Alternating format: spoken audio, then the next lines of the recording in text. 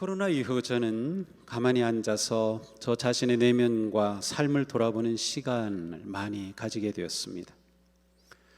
긍정적인 것도 많이 있지만 한편으로는 만족감, 감사, 행복감이 많이 사라진 곳에 이런저런 갈등과 아픔의 흔적이 있었습니다.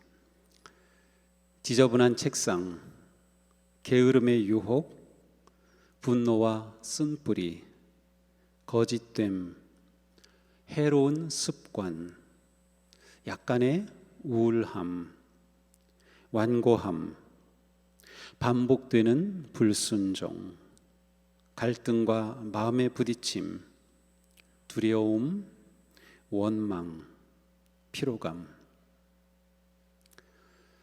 긍정적인 것도 있었지만 이런 부정적인 것들로 제 마음에 많이 떠오르기도 했습니다. 아마도 이건 저 자신만의 문제가 아닐지도 모릅니다. 이와 비슷한 경험, 또 비슷한 마음을 가지고 있는 분들도 계실 것 같습니다. 그러나 이러한 부정적인 생각과 증상들이 꼭 코로나 때문만은 아닌 것 같습니다. 주변을 둘러보면 우리는 누구나 겪는 상황이고 아픔이고 두려움이지만 이런 상황에서도 다른 사람들보다 훨씬 더 건강하고 안정되고 평화롭고 밝고 긍정적으로 반응하는 분들이 있습니다. 잠잠하게 격려와 사랑의 손길을 내밀며 믿음의 길을 걷는 분들도 있습니다. 코로나 이후 언제부턴가 저는 격려와 사랑의 문자를 받으면 읽고 또 읽고 그리고 제 일기장에 기록해 놓곤 합니다. 그럴 때마다 똑같이 겪는 어려움 속에서도 이렇게 긍정적이며 밝으며 힘을 주고 격려하는 이분들 참 특별하고 좋은 분들이구나 라는 생각을 합니다. 그리고 이분들의 존재에 감사를 드리게 됩니다. 이런 차이는 어디서 오는 것일까요? 우리는 동시대 같은 사회에 살고 있기 때문에 우리가 겪는 문제는 서로 비슷합니다.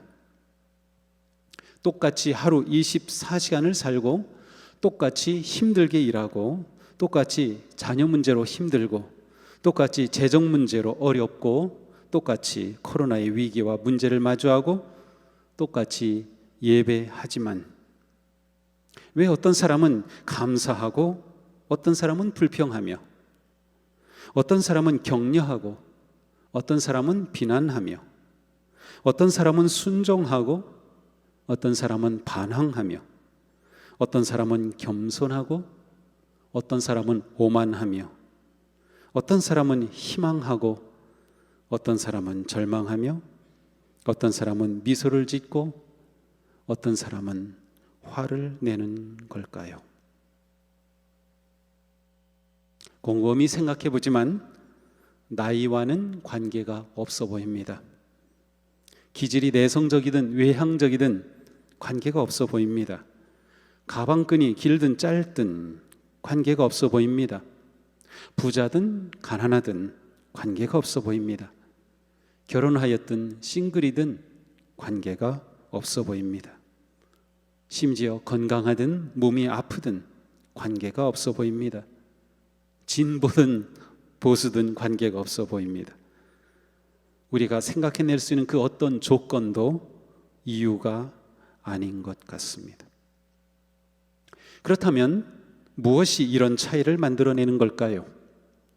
분노와 미소의 차이, 감사와 원망의 차이, 격려와 비난의 차이, 사랑과 미움의 차이, 용서와 정죄의 차이, 소망과 절망의 차이, 평화와 갈등의 차이는 무엇이 만들어내는 걸까요?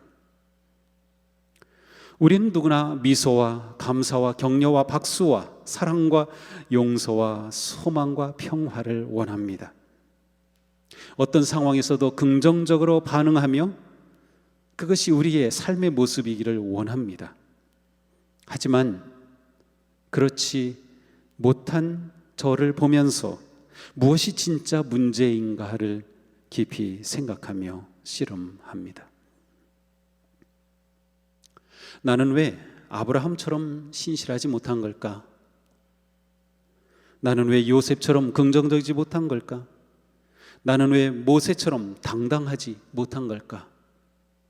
나는 왜 다니엘처럼 견고하지 못한 걸까? 나는 왜 요한처럼 따뜻하지 못한 걸까? 나는 왜 바울처럼 올곧지 못한 걸까? 단지 기도가 부족해서일까? 단지 말씀을 더 연구하지 못해서일까? 더 열심히 목회하지 못해서일까? 더 봉사하지 못해서일까? 근본적인 원인은 무엇일까?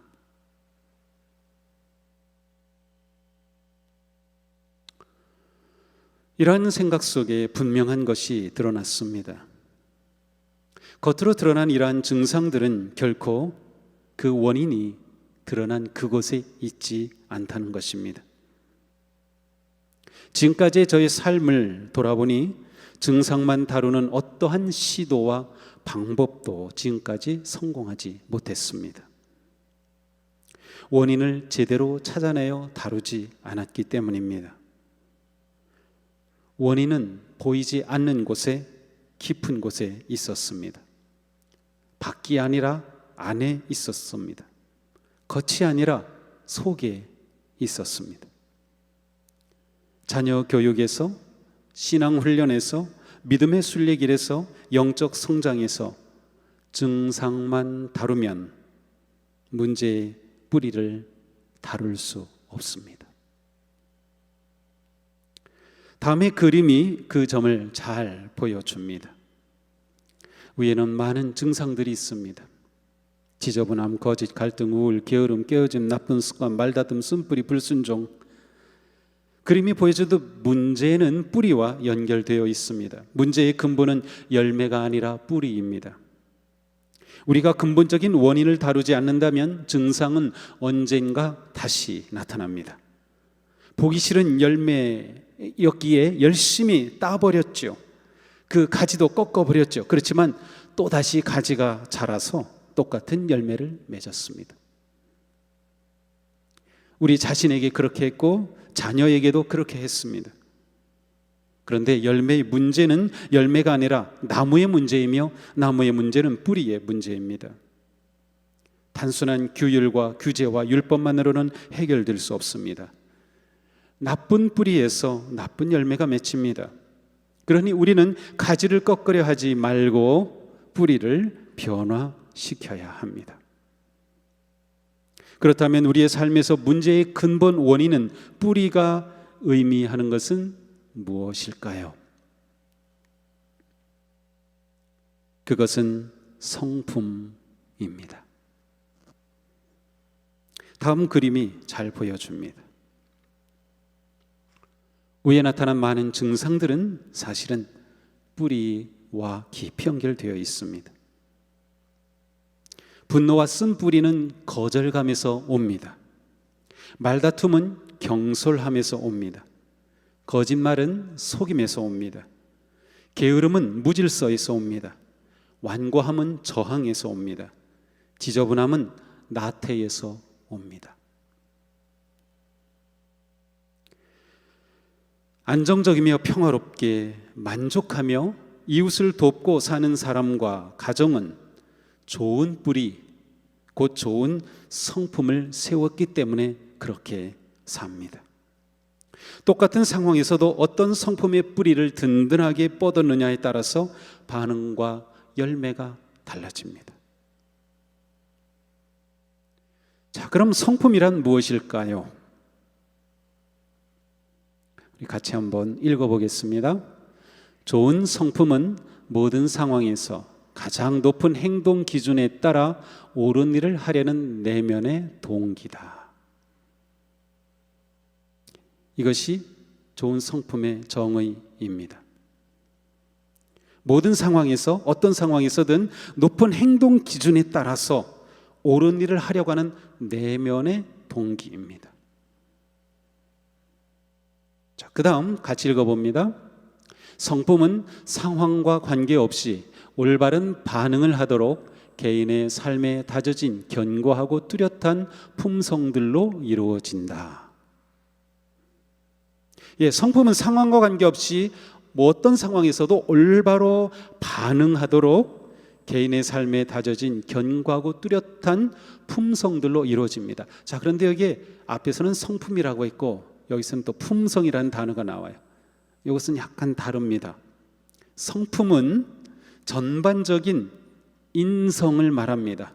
성품은 전체를 말할 때 성품이라고 하고, 품성이라고 하는 것은 성품을 이루는 다양한 개개의 자질들을 품성이라고 합니다. 예를 들어 다음 주에 우리는 사랑의 성품에 관해 볼 텐데요, 그 사랑 하나를 말할 때는 품성이라고 말할 수 있어요. 또 다른 절제, 인내, 이런 많은 품성들이 모인 전체를 가리켜서 성품이라고 합니다. 물론 말을 사용하다 보면 이게 서로 섞일 수도 있어요. 하지만 좀 이런 구분을 좀 해놓습니다. 다시 한번 또 다른 성품에 관해 읽어볼까요? 성품은 어려운 상황에서 오는 압력에 지혜롭게 반응하는 것이고, 아무도 보지 않더라도 드러내는 자신의 참 모습이다. 그렇습니다. 어떤 상황이 있어든, 특별히 어려운 상황이 있어도 모든 압력에 대해서 지혜롭게 반응하는 것이며, 아무도 보지 않더라도 드러내는 자신의 모습입니다. 하지만 여기에는 숨긴 뜻이 있죠. 하나님은 보고 계시는 거예요. 그러므로 좋은 성품은 선한 행동을 할 것이라고 예측할 수 있습니다. 그리스도인의 삶은 좋은 성품을 키워서 선한 열매를 맺는 삶입니다. 그리스도인의 삶은 좋은 성품을 키워 선한 열매를 맺는 삶이다. 성품이라고 하는 단어는 그리스 말에서 왔는데 카락테스입니다. 여기서 이제 영어로는 캐릭터라는 그러한 단어가 나와요. 성경에서는 히브리서 1장 3절에 보면 이 카락테스가 본체의 형상이라고 번역이 되어 있습니다. 이 단어는 원래 조각하는 사람 아니면 조각하는 도구를 의미했는데, 이 카락테스는 조각, 도장, 성격, 문자, 캐릭터 하면은 글자, 문자를 의미할 때도 있어요. 이런 여러 가지 단어로 쓰였습니다. 우리 사회에서도 이 사람이 진짜 그 사람이라는 것을 뭘 가지고 증명하죠? 자동차 사려고 할 때, 집 사고 팔 때 이 사람이 진짜인지 아닌지 뭘 가지고 증명해요? 인감 띄죠. 인감이 문자적으로는 성품입니다. 진짜 그 사람인 거예요. 진짜 그 사람, 속사람. 예수 그리스도는 그분의 삶을 통해 하나님의 성품을 드러내셨습니다. 그리스도의 성품을 닮아가는 것이 우리의 사명이며 제자의 삶이며 성화의 삶입니다. 우리가 예수님을 닮아갈수록 점점 더 예수님처럼 생각하고 판단하고 결정하고 선택하고 말하고 행동합니다. 우리의 뿌리인 성품이 변화하면 그것으로부터 자연스럽게 삶의 열매도 달라집니다. 잠언에 말씀하죠. 모든 지킬 만한 것 중에 더욱 내 마음을 지키라. 생명이 근원이 이에서 남이니라. 왜 마음을 지켜야 합니까? 마음이 생명의 근원이기 때문입니다. 좋은 성품은 마음에서 형성되어 솟아나기 때문입니다. 성경은 마음을 아주 중요하게 말씀합니다. 빌립보서 2장 5절에서 말씀하죠. 여러분 안에 이 마음을 품으십시오. 그것은 곧 그리스도 예수의 마음입니다. 예수 그리스도의 마음을 담는 것이 좋은 성품을 형성하는 것입니다. 사도 바울은 말씀합니다. 로마서 12장입니다. 여러분은 이 시대의 풍조를 본받지 말고 마음을 새롭게 함으로 변화를 받아서 하나님의 선하시고 기뻐하시고 완전하신 뜻이 무엇인지를 분별하도록 하십시오. 원래 이 말씀은 예배와 관계되어 있어요. 그래서 바로 이 앞에는 여러분의 몸을 산 제물로 드리십시오. 이것이 여러분이 드릴 영적 예배입니다 라고 말씀하고 있어요. 진정한 예배는 우리가 좋은 성품을 형성하여 선한 열매를 맺는 삶으로 산 제물이 되어 드리는 예배가 진정한 예배입니다. 우리의 마음이 선한 성품으로 변화되면 우리는 자연스럽게 선한 열매를 맺는 복된 인생이 됩니다. 우리는 앞으로 8주 동안 성품의 옷을 입고 날아오르라는 주제로 모든 성도가 참여하고 특별히 다음 세대 자녀들이 참여하는 성품학교를 진행합니다. 가정에서는 모두 준비된 이 교재를 적극적으로 활용해 주셔서 참여하면 좋을 것입니다. 제가 자녀 교육에 있어서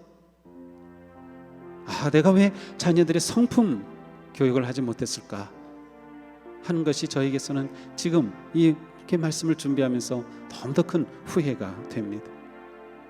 물론 말씀하고 기도하고 함께 이야기하고 하면서 그리스도의 성품의 교육을 하긴 했겠지만 이 성품을 직접 생각하고 성품을 위해서 하지 못한 후회가 듭니다. 자녀의 좋은 성품 형성이 다음 세대에서 가장 중요한 일입니다. 잠언에 말씀합니다. 비록 아이라도 자기의 동작으로 자기 품행이 청결한 여부와 정직한 여부를 나타내느니라.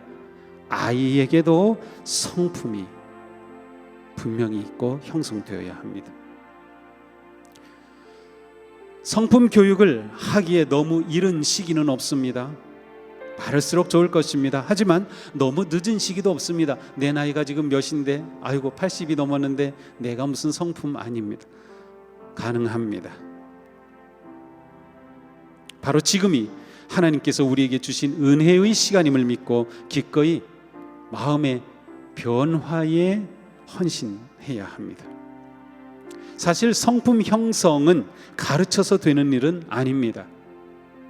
보여주고 실천하고 삶을 통해서 형성됩니다. 따라서 매주 이 활동에 참여하는 것이 매우 중요합니다. 그러나 우리가 기억해야 될 매우 중요한 한 가지 있습니다. 그것은 마음의 변화 곧 성품 형성은 우리의 노력과 힘만으로는 절대로 불가능하다는 점입니다.